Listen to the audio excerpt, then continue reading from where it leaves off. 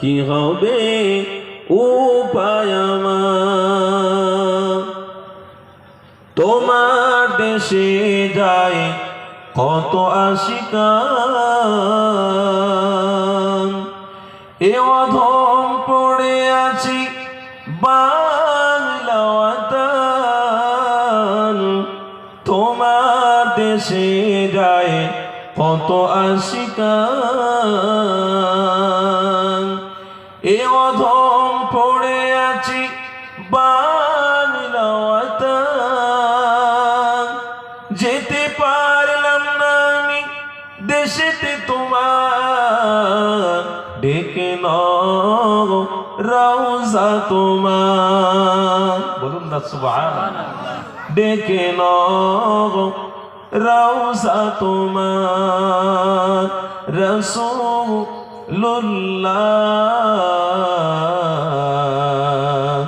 কি হবে উপায় আমার, রাসূলুল্লাহ। কি হবে উপায় আমার। আল্লাহুম্মা সাল্লি আলা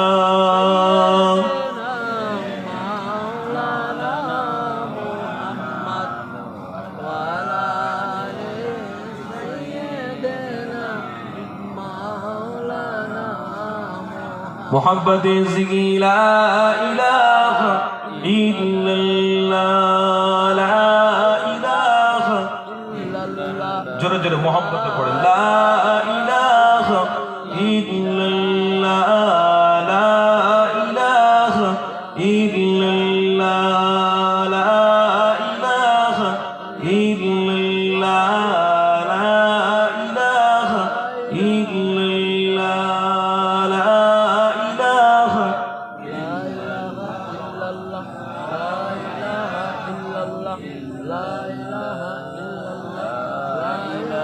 لا إله إلا الله، لا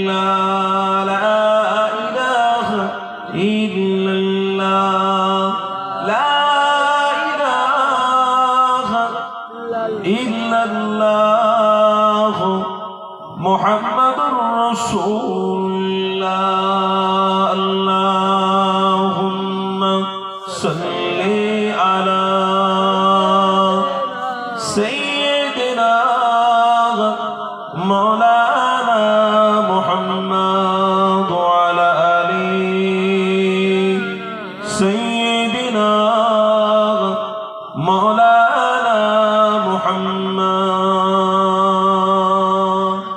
بلون صلى الله عليه وسلم۔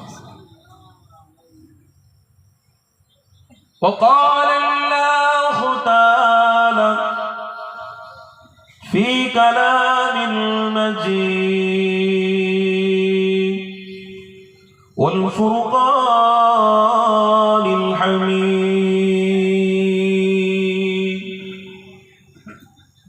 ما كان محمد أبا أحد من رجالكم ولكن رسول الله وخاتم النبيين۔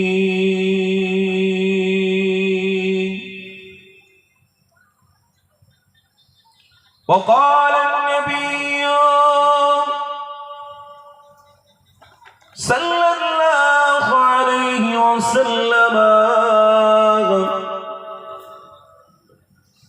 إن من عشرة الساعة أن يرفع علم ويثبت الجهل ويشرب الخمر ويصغر الزنا۔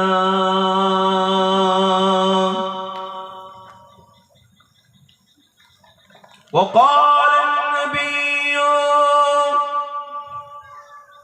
صلى الله عليه وسلم ومن ستر مسلما ستر الله في الدنيا والآخرة۔ صدق الله العظيم۔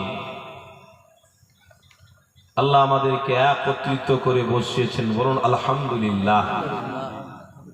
আমি সর্বপ্রথমে আজকের এই মাহফিলের সভাপতি সাহেব সহ গ্রামে প্রত্যেকটা বাপ, আমার প্রত্যেকটা ভাইকে আমি আমার পক্ষ থেকে অনেক অনেক ভালোবাসা জানাচ্ছি। কেন আজ আমরা অত্যন্ত খুশি যে রবিউল আউয়াল মাস পেয়েছি, যে মাসে দোনো জাহানের সুলতানকে আল্লাহ দুনিয়ায় পাঠিয়েছেন। অত্যন্ত ভক্তি ভালোবাসা নিয়ে আজকের আমরা বসতে পেরে গর্বিত। আজ আমরা এই জায়গায় আসতে পেরে ধন্য মনে করছি। কেন? রসুল এসেছে, উম্মতের সম্মান বেড়েছে। রসুল এসেছে, জান্নাতের রাস্তা দেখেছি। রসুল এসেছে, নাজাত পেয়ে যাচ্ছি। রসুল এসেছে, আল্লাহ মাফ করে দেবে। রসুল এসেছে, মুক্তির পথ পেয়েছি। রসুল এসেছে, মাকে মা বলে ভালোবাসতে হয়, পেয়েছি। রসুল এসেছে, বাপকে বাপ বলে ডাকতে হয়, পেয়েছি। রসুল এসেছে, ভাইয়ের জমি বিজিয়ে দিতে হয়, বুঝিয়ে দিতে হয়, পেয়েছি। রসুল এসেছে, সমাজের প্রত্যেকের সাথে সৎ ব্যবহার করতে হয়, পেয়েছি। রসুল এসেছে, মানবতা, ভ্রাতৃত্ব, ভালোবাসা খুঁজে পেয়েছি। তাই আমরা মুমিন মুত্তাকি মুসলমান হয়ে আমার রসুলের উপরে দরুদের নজরানা স্বরূপ আমরা সবাই বলি সাল্লাল্লাহু আলাইহি ওয়াসাল্লাম। সব আলোচনা শ্রেষ্ঠ আলোচনা হলো মোহাম্মদ রসুলের আলোচনা। পৃথিবীতে অনেক আলোচনা হয়, আপনি জানেন। কলকাতায় একটা হল আছে, ধন্য, শুনছেন আমার কথা? নতুন করেছে ধন্য যে হল আছে, একদিনে ওই হলে প্রোগ্রাম করতে গেলে 1.5 লক্ষ টাকা লাগবে। কত টাকা? তারপরে নজরুল মঞ্চ আছে।